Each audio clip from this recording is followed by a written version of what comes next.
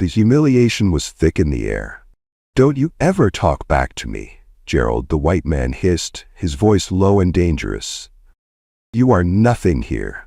Nothing. Clean this room now or don't bother coming back tomorrow." "Sir, the floors are neat. I've cleaned them over and over again," Jasmine, the black cleaner, replied. But without a word, Gerald took a full cup of water and poured the entire water directly onto Jasmine. The cold water drenched her hair, ran down her face, soaked through her uniform shirt, and pooled at her feet on the freshly mopped floor. The shock of the cold liquid made her gasp, but it was the deliberate cruelty of the act that stole her breath entirely. "Now you have something real to clean up," Gerald said. But little did he know that he didn't just humiliate a cleaner, but the very woman who had the power to crash down his entire career. Before we move properly into this story, click on the subscribe and like button if you believe no one should be unfairly treated, no matter who they are. Then type in the comments where you're watching from. You will definitely get a reply to your comment. The shiny floors of Williams Innovations' executive floor reflected the harsh fluorescent lights as Jasmine Williams, disguised in a maintenance uniform, carefully guided her mop across the polished surface. The nameplate on her chest read, "Janet," not Jasmine Williams. The hands that had signed million-dollar contracts now gripped a mop handle, red and raw from industrial cleaning solutions. As she worked, the click of expensive leather shoes approached from behind. Gerald Hayes, operations manager, a man who'd never looked her in the eye during executive meetings, now loomed over her with a stack of reports clutched in his manicured hands. Jasmine's eyes, normally confident and commanding in boardrooms, flashed with a contained fury. Her jaw clenched as she quietly nodded and bent down to retrieve the now soaking papers. Every fiber of her being wanted to stand up, reveal her identity, and fire this man on the spot. But that wasn't the plan. That wasn't why she was here. Jasmine Williams, the brilliant 28-year-old Harvard Business School graduate. With her designer suits and commanding presence, Jasmine had earned the respect of industry leaders and was featured in Forbes 30 Under 30 for her innovative approach to sustainable technology. Williams Innovations wasn't just any company. Founded by Robert Williams, Jasmine's father, 35 years ago in his garage with nothing but a dream and $2,000 borrowed from his grandmother, it had grown into a fintech giant valued at over $5 billion. Robert had broken barriers as one of the few black CEOs in Silicon Valley. Robert Williams, now 60, had built his empire on two principles: innovation and integrity. His silver-streaked hair and deep laugh lines spoke to decades of challenges overcome, but lately, his normally vibrant complexion had taken on a low quality. The heart attack 6 months ago had been a wake-up call for the entire Williams family. Doctors had been blunt. Robert needed to reduce his stress levels immediately. The 80-hour work weeks that had been his norm for 3 decades were no longer an option. Succession planning, which had been a theoretical discussion for someday, suddenly became urgent. Jasmine, as his only child and the executive who had been groomed for leadership since her graduation, was the obvious choice to take the reins. But Robert had concerns that kept him awake at night. Concerns he finally voiced during a quiet family dinner at his modernist home overlooking the city lights. "Jasmine, you know I couldn't be prouder of everything you've accomplished," Robert began, his deep voice carrying the warmth and authority that had inspired thousands of employees over the years. "Your business acumen is extraordinary. Your technical knowledge is impressive, but I'm worried about what you don't know." Jasmine set down her fork, her perfectly arched eyebrow raising in question. "What don't I know, Dad?" Robert sighed, the weight of his legacy heavy on his shoulders. "You don't know what it's like in the trenches. You've never seen how the company operates from the ground up. You've never experienced how management treats the people who keep this company running, but don't have fancy titles or corner offices. Jasmine started to protest, but Robert raised his hand. When I started this company, I was the janitor, the accountant, the salesman, and the engineer. I knew every aspect of my business because I'd done every job. That perspective is invaluable. The reports that cross your desk don't tell you about the culture that exists beyond the executive floor. His eyes, so similar to Jasmine's, held genuine concern. I've been hearing things, Jasmine, whispers about how different the company culture is from what we intended. But everyone puts on a show for the boss and family. You can't lead what you don't truly understand. The challenge hung in the air between them. Jasmine, never one to back down from a challenge, leaned forward. "What are you suggesting, Dad?" The plan they developed that night was audacious. Jasmine would go undercover as a member of the night cleaning crew for 2 weeks. No special treatment, no shortcuts, no privilege. She would experience Williams' innovations the way thousands of employees did, from the bottom rung of the corporate ladder. The transformation was dramatic. Jasmine's designer wardrobe was replaced with simple, worn clothes. Her sleek, straightened hair was allowed to return to its natural curls, then covered with a simple headscarf. Her immaculate manicure was removed, and her signature makeup look abandoned. Contact lenses replaced her recognizable designer glasses. The diamond studs that never left her ears were exchanged for simple metal hoops. Gone was the polished executive, replaced by Janet, an unremarkable cleaning woman who would fade into the background of corporate life. Robert arranged for her placement through a third-party cleaning service, ProClean, ensuring that no one in HR would make the connection. Her background check and paperwork were handled with the utmost discretion, creating a foolproof cover identity. As far as anyone at Williams Innovations knew, Janet was simply a new cleaner assigned to the executive floor. The stakes were clear. Jasmine had 2 weeks to understand the true culture of the company she would soon lead. 2 weeks to determine if the company her father had built still reflected the values he had instilled at its founding. What she didn't know was how those 2 weeks would transform her understanding of Williams' innovations and her entire worldview. The next day, Jasmine, now fully transformed into Janet, stood nervously adjusting her ill-fitting gray uniform as she waited for her first shift to begin. Her hands were now bare, and she couldn't stop fidgeting with the unfamiliar employee badge clipped to her chest. Jasmine's first night as a cleaner began at 10 p.m., long after most executives had left the building. The orientation was brief and impersonal. A hurried walkthrough of cleaning protocols, safety regulations, and a stern warning that theft of any kind would result in immediate termination and potential criminal charges. The supervisor barely made eye contact as he handed her a ring of keys and a checklist of duties. Throughout her life, Jasmine Williams had commanded attention. As Robert Williams' daughter, as a Harvard graduate, as an executive vice president of their other company, people noticed when she entered a room. They made eye contact. They acknowledged her presence. As Janet the cleaner, she might as well have been a ghost. Working executives stepped around her without a word, sometimes even bumping into her cleaning cart without an apology. When she entered offices where people were still working, they continued their conversations as if no one had entered, discussing confidential business matters without a second thought about the invisible person emptying their trash. By the end of her first day, Jasmine had developed calluses on her once soft hands and had learned to move with the efficiency of someone who couldn't afford to waste energy. She had also begun to see patterns in how different employees treated the cleaning staff. Each day revealed new aspects of Williams' innovations that Jasmine had never imagined existed despite years as an executive.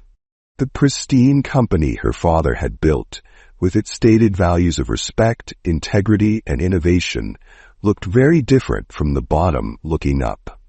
By the start of her second day undercover, Jasmine Williams, still disguised as Janet the cleaner, had begun to adapt to the physical demands of her new role.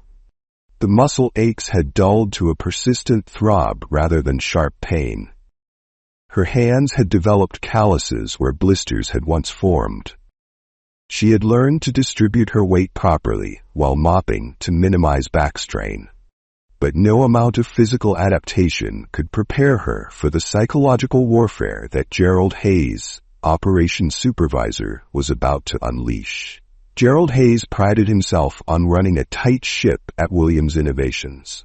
At 45, he had climbed the corporate ladder through sheer determination and a reputation for getting results, regardless of the human cost. His perfectly pressed shirts, meticulously styled hair, and ever-present leather portfolio projected an image of control and authority. What few people in management realized was how differently Gerald behaved when dealing with those he considered beneath him, particularly the cleaning staff. To the executive team, Gerald presented himself as efficient and dedicated. To the cleaning crew, he was a tyrant whose unpredictable moods and impossible standards made their already difficult jobs nearly unbearable.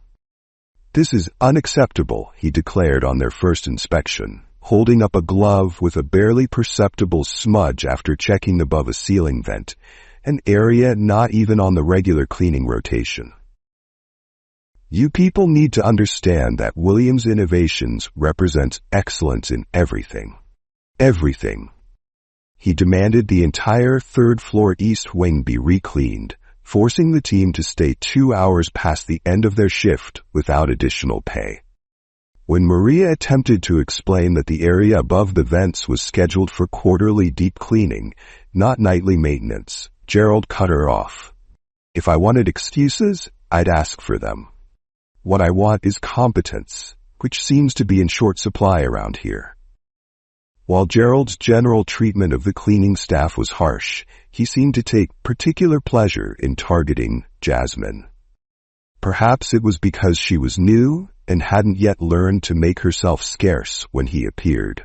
Perhaps it was because something in her demeanor, a residual confidence that was difficult to completely disguise, triggered his need to assert dominance. Whatever the reason, Gerald made Janet his personal project. No matter how meticulously Jasmine cleaned, Gerald found fault. Windows had streaks visible only when viewed at specific angles with a flashlight. Carpets had microscopic pieces of lint that required a third vacuuming. Stainless steel surfaces that gleamed under normal inspection suddenly revealed unacceptable fingerprints when Gerald examined them.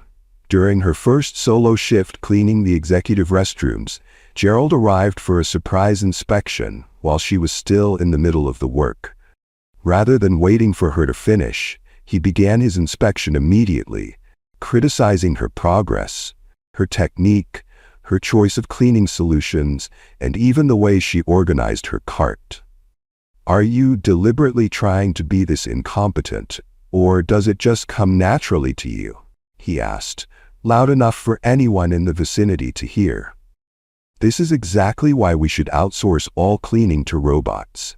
At least they follow instructions correctly the first time." Jasmine bit her tongue as she absorbed the insult. In her role as executive VP, she could have ended Gerald's career with a single email. As Janet the cleaner, she had no recourse but to apologize and promise to do better. The other cleaners had noticed Gerald's fixation on the new girl and tried to warn her. Darnell, an old cleaner at the company, pulled Jasmine aside after a particularly brutal criticism session that left her hands shaking as she restocked her cleaning cart. "You need to stay out of his way," Darnell advised, glancing over his shoulder to ensure they weren't overheard. Then an incident occurred on Thursday night of her first week.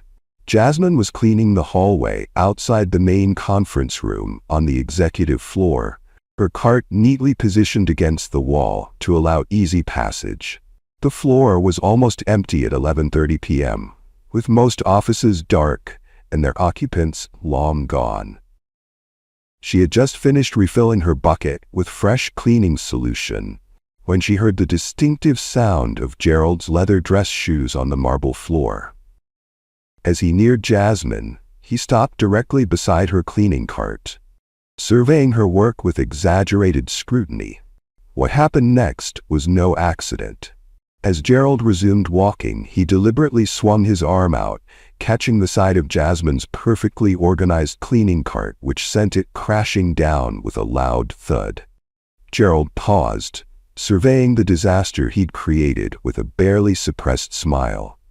He continued walking, stepping directly through the spilled cleaning solution, leaving footprints across the floor Jasmine had spent the last hour perfecting. He never looked back, never acknowledged what he'd done, never offered to help or apologize. To him, it wasn't even worth mentioning. Jasmine stood frozen, staring at the wreckage before her. In that moment, something fundamental shifted in her understanding of Williams' innovations. This wasn't just about disrespect or invisibility. This was calculated cruelty. The deliberate abuse of power with no fear of consequences. As she knelt to begin cleaning up the mess, fighting back tears of frustration and rage, this wasn't just about understanding the company culture anymore. This wasn't just about proving herself worthy of succession. This was about justice for the invisible workforce that kept Williams' innovations functioning, the people her father had once been part of before building his empire. When Gerald's racist works escalated in the days that followed, Jasmine was prepared. She documented everything: times, dates, witnesses, and exact quotes. She observed which executives enabled his behavior and which seemed uncomfortable but said nothing. She built a case, piece by piece, all while maintaining her cover as Janet the Invisible Cleaner. Gerald came back a few minutes later. "You think you're clever, don't you?" he hissed, stepping closer. Jasmine remained silent, aware that anything she said would only escalate the situation. She focused on gathering her cleaning supplies, intending to move to the next office on her rotation and escape the confrontation. "I'm speaking to you," Gerald snapped. The proper response when a supervisor addresses you is "yes, sir," or "no, sir." Didn't they teach you basic respect in whatever gutter they pulled you from? "Yes, sir." "Sorry, sir," she replied, the words tasting bitter in her mouth.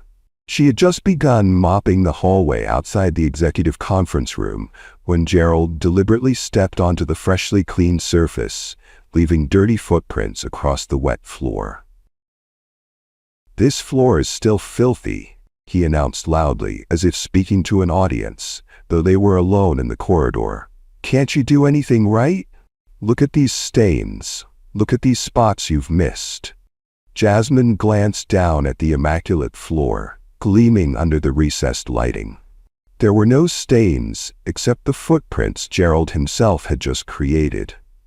There were no spots except where he now stood. "I just cleaned it, sir," she explained politely, maintaining her composure through sheer force of will. "It was dry and spotless before." "Are you contradicting me again?" Gerald interrupted, his voice dropping to a dangerous quiet. "Do you think you know more about cleanliness standards at Williams Innovations than I do? I will show you where you belong today and later."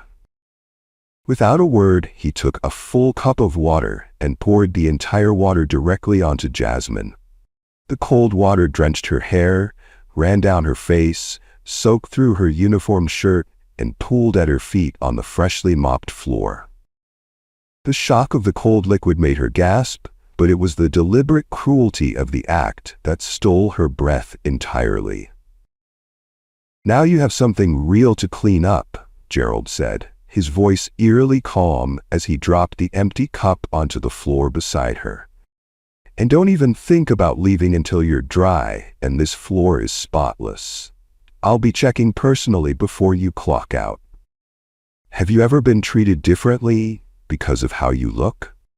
Share your thoughts in the comments below. Don't forget to like this video and hit that subscribe button to make sure you don't miss the next part of this story.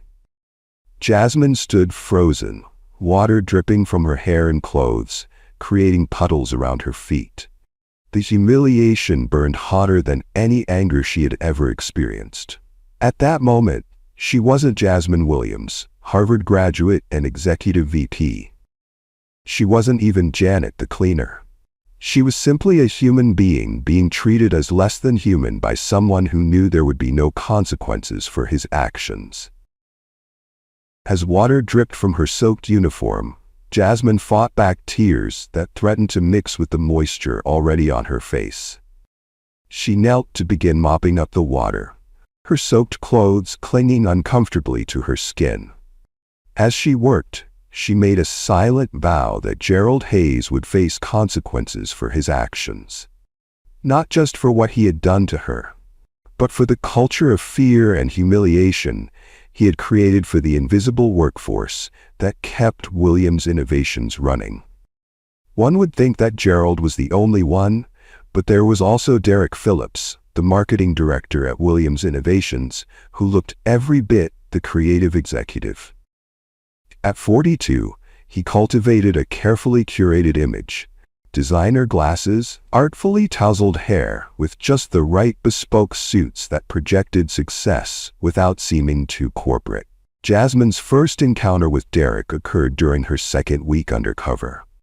His office was on her cleaning rotation that night, a task that should have taken approximately 20 minutes according to the standard schedule. It would ultimately consume over 3 hours of her shift, leaving her scrambling to complete her other assigned areas before clocking out. When Jam first entered his office shortly after 10 p.m., Derek was still working, staring intently at his computer screen. Unlike many executives who either ignored the cleaning staff entirely or briefly acknowledged them before returning to their work, Derek immediately engaged. "Oh good, you're here," he said without looking up from his screen. "This office is an absolute disaster. We had a creative brainstorming session today and it needs a thorough cleaning."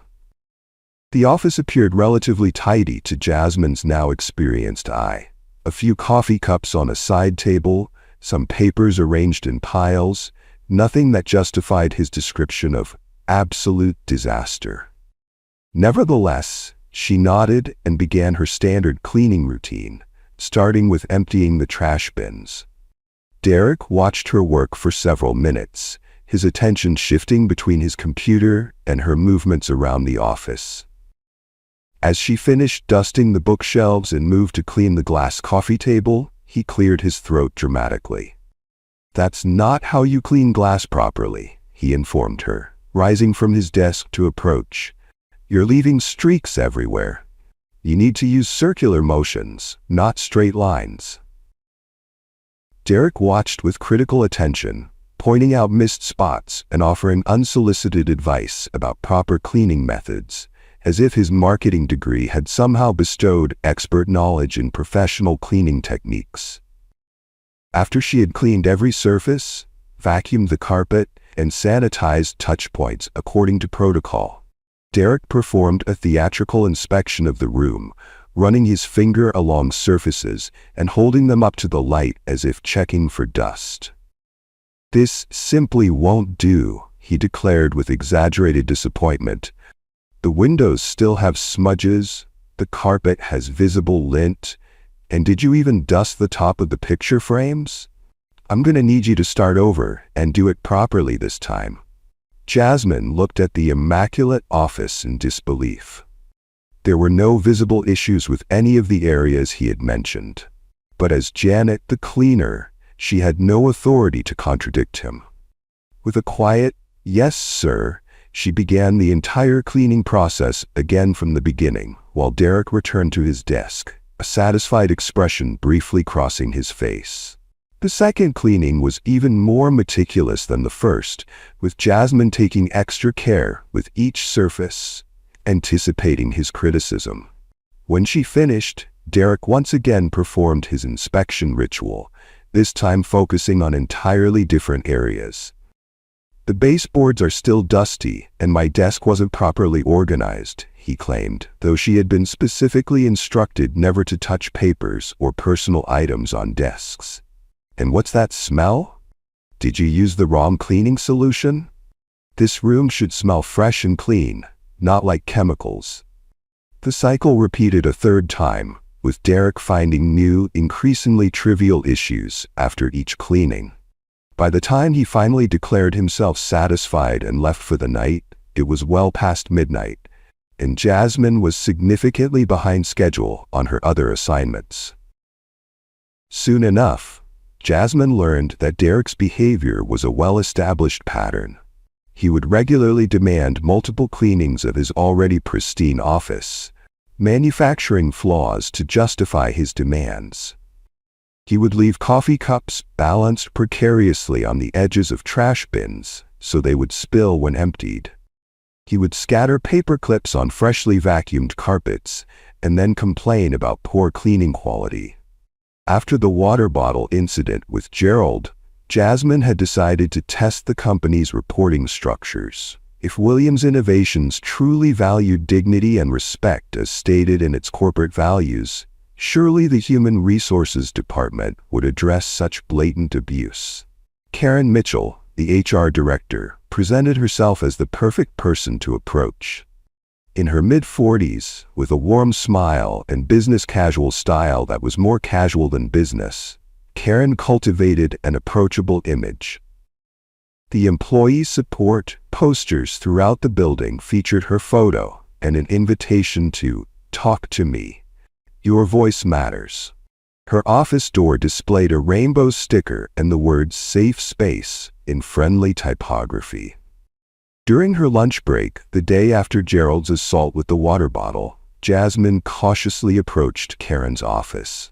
The HR director welcomed her with a smile that seemed genuine, offering her a seat and even a cup of coffee from her personal machine.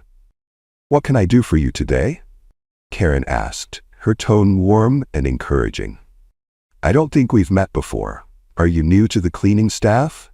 Jasmine explained that she was indeed new, and then hesitantly described the incident with Gerald, the public humiliation, and finally, the water bottle. She kept her account factual and unemotional, precisely the way she would have advised an employee to report misconduct in her role as executive VP. Karen's expression remained sympathetic throughout the recounting, her head tilted slightly in what appeared to be genuine concern. When Jasmine finished, the HR director sighed deeply and reached across the desk to pat her hand in a gesture that straddled the line between comforting and condescending. "First, I want to thank you for bringing this to my attention," Karen began, her voice taking on the careful cadence of rehearsed corporate speech. "We take all reports of workplace incidents very seriously at Williams Innovations. That said, I think there may be some confusion about workplace relationships here," Karen continued, her tone still gentle but now tinged with something else, a subtle dismissiveness that hadn't been there before. "You're just a cleaner and should know your place in a company like this. You can't compare yourself to other employees." The message was clear beneath the corporate jargon. "You don't really count as employees. Your dignity is not our concern." Jasmine thanked Karen for her time. As she rose to leave, Karen offered one last bit of advice, her voice lowered as if sharing confidence. "Between us, Gerald can be demanding when it comes to cleanliness standards. He has high expectations, and sometimes his communication style is a bit direct. My suggestion would be to focus on meeting those standards rather than taking things personally. In corporate environments, thick skin is an asset." With that final dismissal thinly disguised as mentorship, Jasmine was effectively shown the door. The safe space sign seemed to mock her as she left, its promise apparently not extending to those who cleaned the building after hours. What Karen didn't know was that Jasmine had secretly recorded their entire conversation on her phone. documentation that would later become crucial evidence of how systematically the company failed its most vulnerable workers. But if Gerald and Derek's cruelty had shown Jasmine the systematic nature of workplace abuse, her encounter with Veronica Wells would reveal its most shocking physical manifestation. Veronica Wells, Senior Vice President of Sales, was a legend at Williams Innovations. Her sales team consistently outperformed targets. Her presentations at industry conferences were standing room-only events, and her aggressive negotiation style had secured contracts that transformed the company's market position. At 45, she had the confidence of someone who knew her value to the organization, and the temperament of someone unaccustomed to being contradicted. The confrontation occurred on Friday evening of Jasmine's third week undercover. She had been assigned to clean the main conference room on the 38th floor. Veronica's sharp voice cut through the air. "Excuse me, where do you think you're going?" Jasmine paused, surprised by the direct address. "I'm sorry for interrupting, ma'am. This room is scheduled for cleaning at 9 p.m. I'll come back later when you're finished." It was a reasonable response, polite and professional. In any normal workplace interaction, it would have been the end of the matter. But Veronica Wells didn't operate according to normal workplace conventions. "How dare you disrupt my meeting?" she snapped, stepping closer to Jasmine. "Do I have to waste my valuable time explaining basic professional courtesy to someone who cleans toilets for a living?" The verbal assault was loud enough that employees in nearby offices had begun to glance through the glass walls of the conference room, watching the confrontation unfold. But like the salespeople inside, choosing not to intervene. Jasmine had weathered Gerald's water and Derek's humiliation, but something about Veronica's was just too much. Perhaps the sheer injustice of being berated for simply following the assigned schedule triggered a response that was pure Jasmine Williams rather than the deferential Janet. "With all due respect," she said, her voice quiet but firm, "I am following the established protocol for this building. If there's a conflict with the cleaning schedule, the proper procedure is to notify facility management in advance so adjustments can be made. I'm simply trying to do my job, just as you're doing yours." The conference room fell completely silent. The junior salespeople froze, expressions locked in shocked disbelief that a cleaner would dare respond to Veronica Wells in such a manner. Veronica herself seemed momentarily stunned by the articulate pushback from someone she had dismissed as a nobody. The silence lasted only seconds before Veronica's face contorted with rage. Without warning, her hands swung out in a sharp arc, connecting with Jasmine's cheek with a crack that echoed through the silent conference room. The force of the slap snapped Jasmine's head to the side and sent her stumbling back against her cleaning cart. "Don't you ever talk back to me," Veronica hissed, her voice low and dangerous. "You are nothing here. Nothing. Clean this room now, or don't bother coming back tomorrow." Pain bloomed across Jasmine's cheek, but it was nothing compared to the shock that froze her in place. In all her years in corporate America, through Harvard Business School and the executive ranks, she had never witnessed such a blatant physical assault in a professional environment, let alone experienced it personally.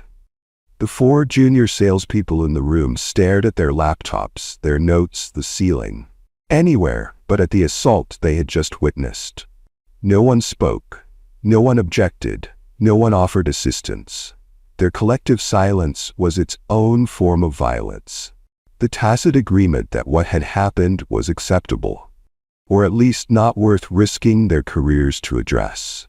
At that moment, Jasmine nearly broke character. The impulse to reveal herself, to transform from Janet the cleaner to Jasmine Williams, executive vice president and daughter of the founder, was almost overwhelming. One sentence could have ended Veronica's career instantly. But some deeper instinct held her back. And so, With a discipline that surprised even herself, Jasmine maintained her cover. She lowered her eyes, mumbled an apology, and began cleaning the conference room. The red mark on Jasmine's cheek burned with humiliation, but her mind had never been clearer. This was her breaking point. Not because the slap was more painful than Gerald's assault or Derek's humiliation, but because it represented the culmination of a pattern that could no longer be ignored. Williams Innovations, the company her father had built on principles of dignity and respect, had become a place where employees could be physically assaulted without consequence or comment. As she mechanically wiped down surfaces around the oblivious sales team, Jasmine's mission transformed. She was no longer just observing the company culture or gathering general impressions. She was now collecting evidence for what would become the most significant corporate restructuring in Williams Innovations history. Every interaction, every abuse, every failure of leadership would be documented. Names would be recorded, incidents would be dated and detailed, and when her 2 weeks undercover were complete, the reckoning would begin. If you were in Jasmine's shoes, what would you do to them all? Share your thoughts in the comments below. Don't forget to like this video and hit that subscribe button to make sure you don't miss the next part of this story. By the end of her 2nd week undercover, Jasmine Williams had experienced enough mistreatment to justify ending her experiment and returning to her executive role.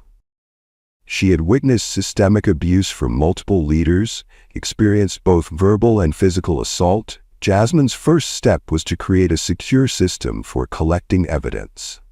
The cleaning cart provided perfect cover. No one paid attention to the supplies arranged in its various compartments, giving her ample opportunity to conceal a small, powerful camera and digital voice recorder among the bottles and rags. Her phone, kept silenced in her pocket, allowed her to capture still images when necessary, though she used it sparingly to avoid detection. Her nights took on a new pattern. While continuing to perform her cleaning duties with the same careful attention as before, she now strategically positioned herself to document conversations in meeting rooms, photograph documents left carelessly on desks, and record the after-hours interactions that revealed the true culture of Williams Innovations. Soon, Jasmine had amassed a damning collection of evidence documenting.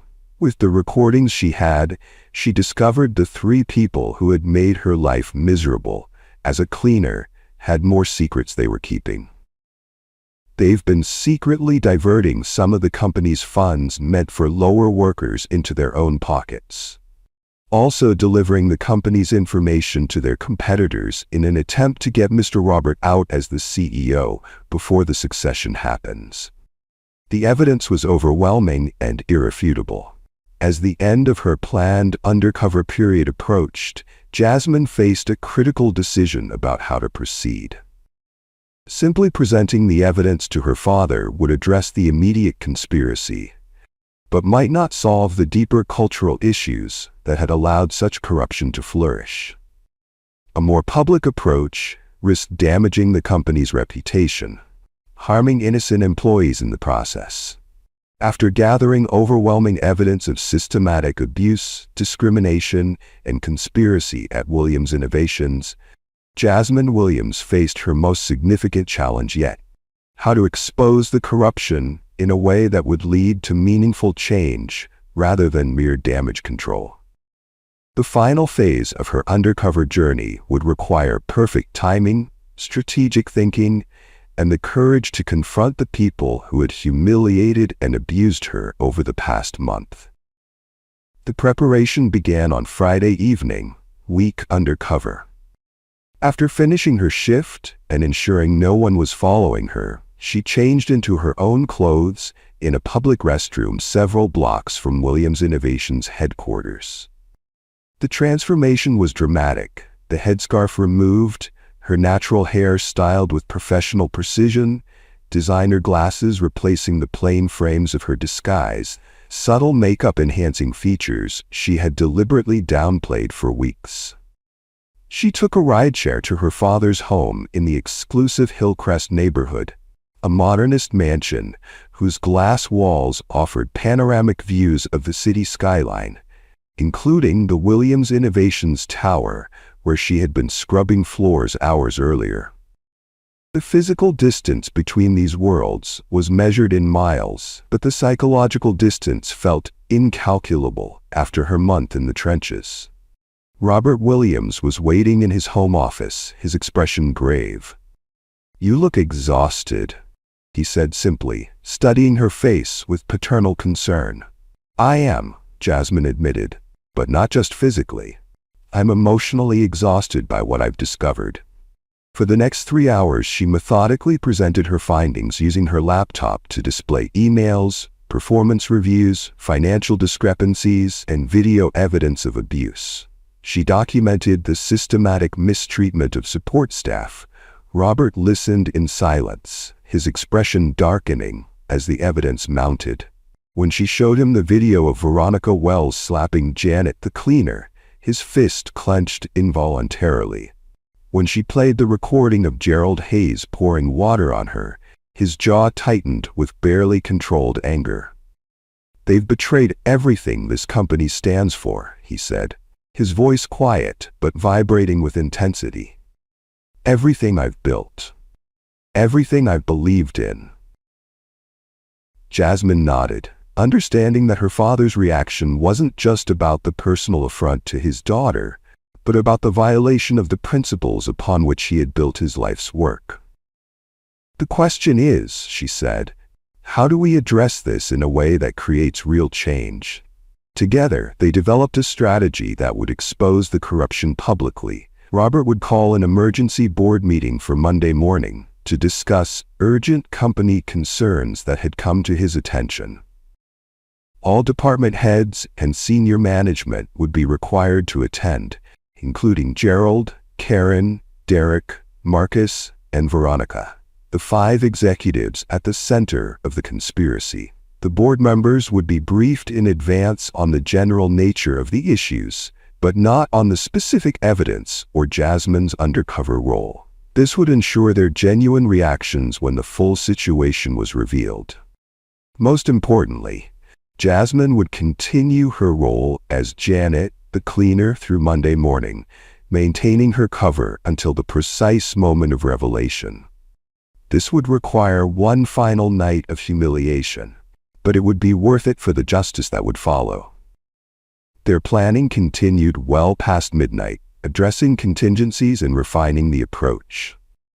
Before Jasmine left, Robert hugged her again, this time with a new respect in his eyes. "I thought this experience would teach you about leadership," he said. "But it seems you're teaching me. Whatever happens Monday, I want you to know I'm proud of you, not just as my daughter, but as the future of Williams Innovations." By Sunday night, everything was in place. The board had been notified, the evidence was prepared, and security personnel had been quietly briefed on potential responses when the revelations became public. All that remained was the confrontation itself, and Jasmine's final performance as Janet the cleaner. Monday morning dawned clear and bright, sunlight gleaming off the glass and steel of the Williams Innovations Tower as Jasmine arrived in her cleaner's uniform for what would be her last shift in disguise. She had deliberately scheduled herself for the executive floor, ensuring she would be assigned to clean the boardroom before the 10 a.m. emergency meeting.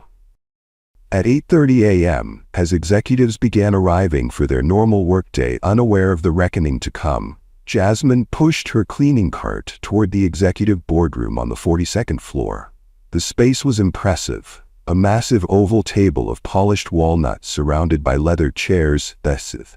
She had just begun dusting when Gerald Hayes entered, his expression sour at finding her there. "What are you doing here?" he demanded, briefcase clutched in one hand and coffee in the other. "This room needs to be perfect for an emergency board meeting at 10. I'm assigned to clean it, sir, Jasmine replied, maintaining the deferential tone she had perfected over the past month. I'll be finished well before 10. Gerald's eyes narrowed as he surveyed the room. Make sure it's actually clean this time. The CEO and board members will be here. If I find a single speck of dust, you'll be fired. I'll check your work before the meeting, he added, his tone making clear that he was hoping to find fault. Now get moving. People will be arriving soon. By 9:45 a.m., executives and board members had begun gathering outside the boardroom, their expressions confused or concerned about the unexpected meeting. Robert Williams arrived last, acknowledging greetings with brief nods but offering no explanation for the emergency session. His eyes briefly met Jasmine's as she mopped near the door, a subtle glance that contained volumes of unspoken communication before he turned away to maintain their charade. At 9:55 a.m., Gerald returned to inspect the boardroom, making a show of checking surfaces for dust and running his finger along the windowsill as executives began taking their seats around the table. "You missed spots on the windows," he announced loudly, though the glass was immaculate. "And the table hasn't been properly polished. This is exactly the kind of sloppy work I've come to expect from you people." "I'll take care of it right away, sir," Jasmine responded, moving to re-clean areas that needed no attention. As the clock hit 10 a.m., Robert Williams called the meeting to order, his authoritative voice cutting through the murmured conversations around the table. Jasmine continued cleaning in the background, moving quietly around the room's perimeter, seemingly focused on her work, but missing nothing of the discussion. "I've called this emergency meeting to address serious concerns about the corporate culture at Williams Innovations," Robert began, his tone grave. "Over the past month, evidence has come to my attention suggesting that we've strayed significantly from the core values upon which I built this company." The room fell silent, executives exchanging uneasy glances. Karen from HR straightened in her seat, pen poised over her notepad, as if preparing to document solutions to a problem she had helped create. Derek Phillips maintained his carefully cultivated creative persona, though his fingers drummed nervously on the table. Marcus Winters adjusted his tie repeatedly, while Veronica Wells maintained a mask of professional interest that revealed nothing of her thoughts. "Get out," Gerald shouted, trying to get rid of the cleaning lady. "This is sensitive corporate business." The moment had arrived, the culmination of the 2 weeks of humiliation, documentation, and strategic patience. All eyes turned briefly toward the unassuming cleaner in the gray uniform, expecting her to scurry from the room as commanded. Instead, Jasmine set her mop carefully against the wall. She straightened to her full height, squared her shoulders, and turned to face the assembled executives with a calm dignity that immediately commanded attention. Looking directly at Gerald Hayes, she spoke in a clear, confident voice that bore no resemblance to Janet's deferential tones. "Actually, I'd like to stay." "Gerald," Jasmine interrupted, using his first name with the casual authority of someone who had every right to do so. "But I think you're the one who doesn't understand the situation."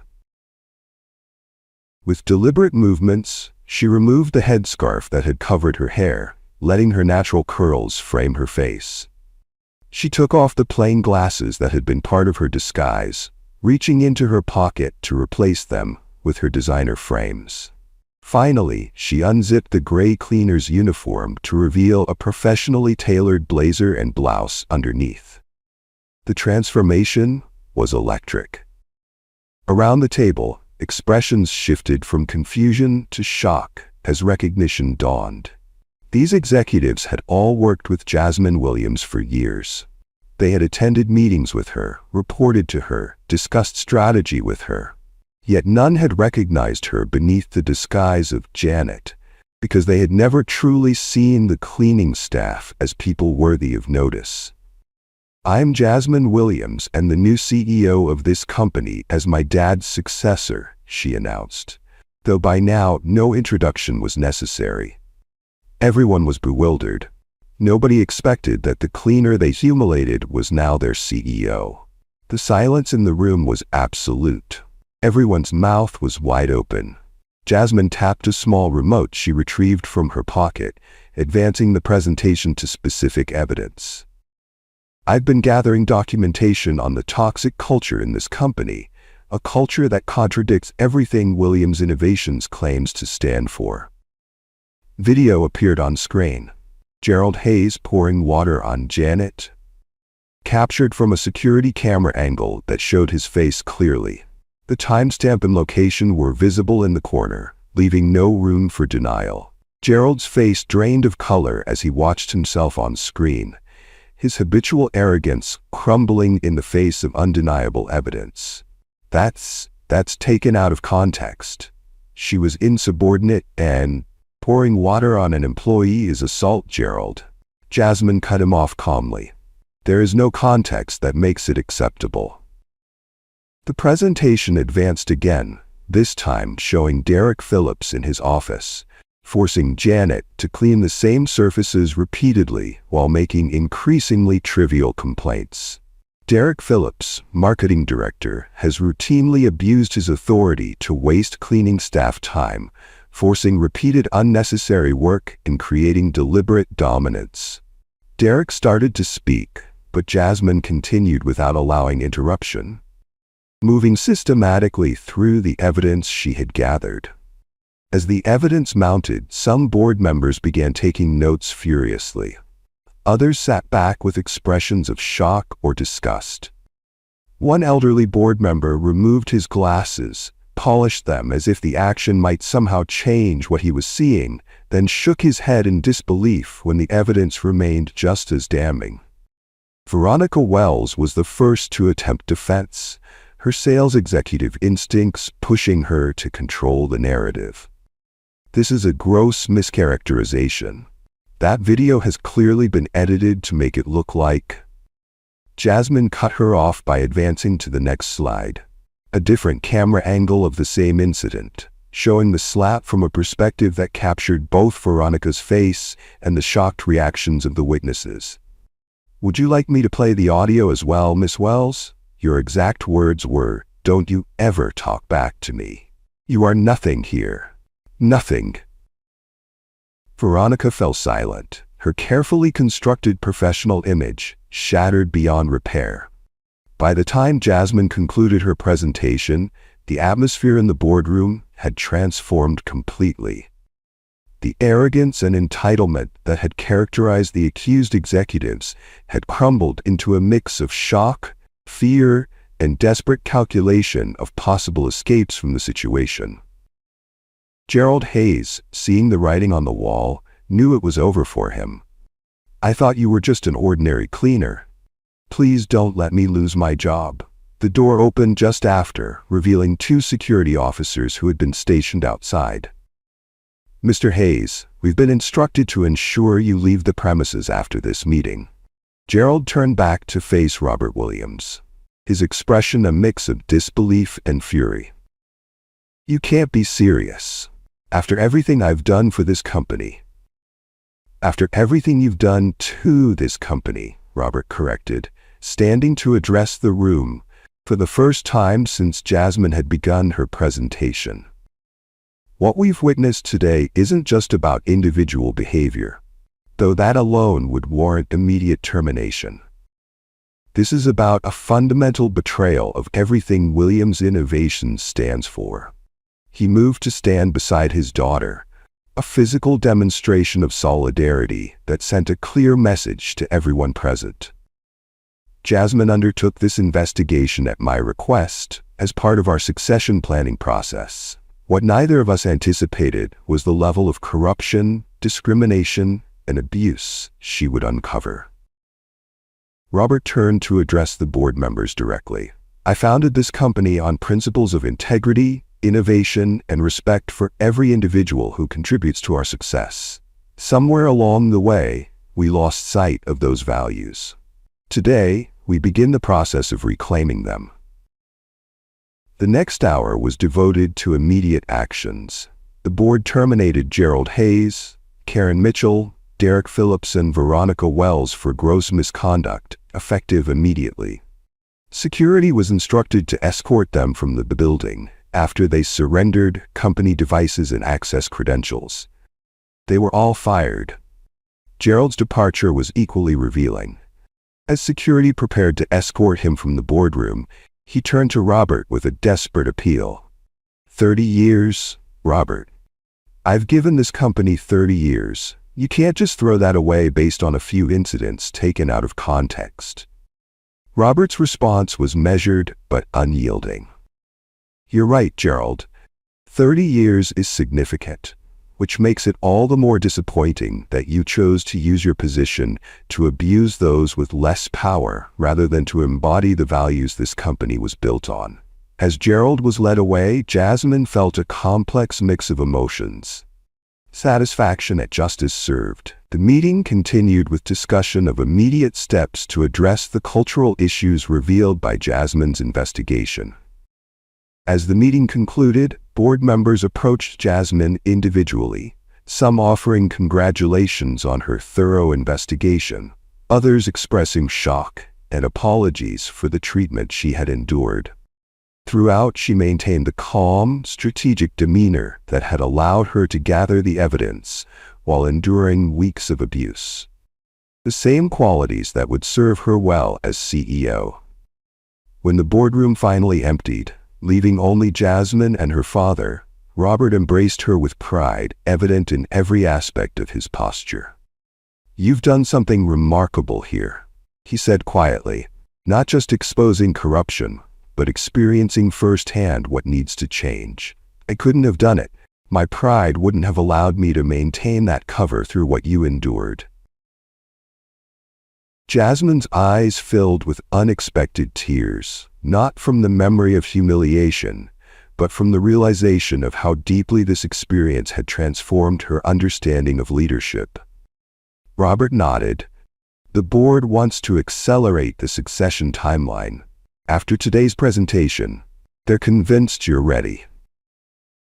Jasmine looked out over the city skyline, considering the weight of responsibility she was about to assume and the changes she intended to implement. I am ready, she agreed. But not because I'm your daughter or because I have the right degrees. I'm ready because I've seen this company from the bottom up. I've experienced what works and what desperately needs to change. She picked up the gray cleaner's uniform she had discarded during her revelation, folding it carefully rather than dismissively. This taught me more about leadership than Harvard ever could, and I won't forget those lessons when I'm sitting at the head of this table. As they left the boardroom together, Jasmine paused by the cleaning cart she had pushed for 2 weeks. There's one more thing I need to do before this becomes official. The transformation of Williams Innovations didn't happen overnight. Cultural change required consistent effort, honest confrontation of remaining problems, and the humility to acknowledge that perfection remained elusive.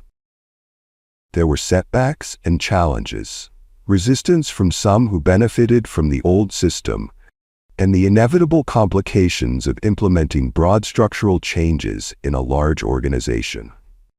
But 6 months after Jasmine's undercover journey ended, Williams Innovations had become a fundamentally different company.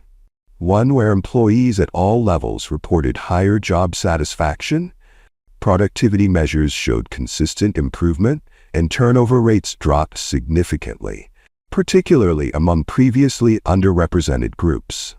For Jasmine herself, the experience created personal transformation as profound as the organizational changes she implemented. The physical hardships of cleaning work had changed her body, building strength and endurance she hadn't known she needed. The emotional challenges of being treated as invisible had deepened her empathy and sharpened her perception of power dynamics in ways her privileged upbringing and education never could.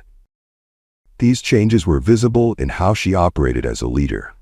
In executive meetings, she noticed who spoke and who was interrupted, consciously creating space for diverse perspectives. When visiting departments, she greeted maintenance staff by name with the same respect afforded to directors. Her decisions were informed by a 360-degree understanding of how they would affect everyone in the organization, not just those with titles similar to hers. 3 months after the boardroom confrontation, Robert Williams officially announced his retirement and Jasmine's succession as CEO, and the company in the remaining years grew abundantly under her leadership. If you love this story, don't forget to like this video and hit that subscribe button now. See you in the next video.